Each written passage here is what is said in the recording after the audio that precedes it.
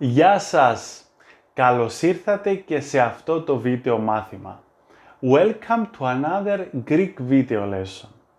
Σήμερα θα απαντήσουμε μία ερώτηση από τον μαθητή μας Πέτρο. Ο Πέτρος μας ρώτησε τι σημαίνει η λέξη πρόκειται και πώς τη χρησιμοποιούμε.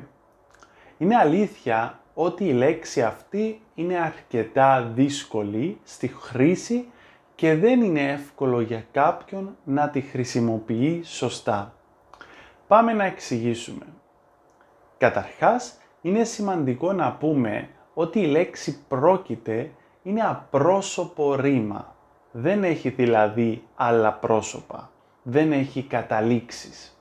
Υπάρχει μόνο το πρόκειται και το επρόκειτο στον παρατατικό. Όταν λοιπόν λέμε τη λέξη αυτή, αναφερόμαστε σε μία μελλοντική ενέργεια ή ένα μελλοντικό γεγονός που κατά πάσα πιθανότητα θα συμβεί. Δεν είμαστε σίγουροι ότι θα συμβεί, αλλά πολύ πιθανόν να συμβεί.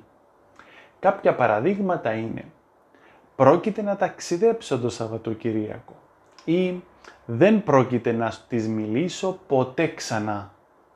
Μπορείτε επίσης να πείτε αύριο πρόκειται να συνεδριάσει η Βουλή. Δηλαδή η Βουλή πολύ πιθανόν να έχει συνεδρίαση αύριο.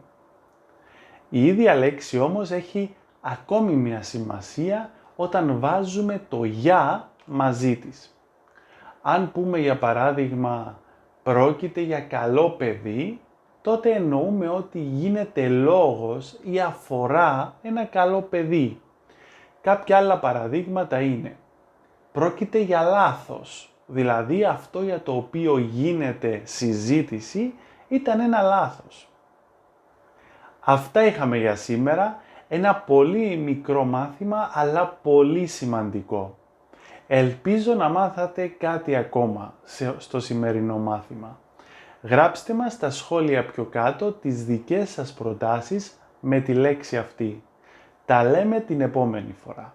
Μέχρι τότε, γεια χαρά!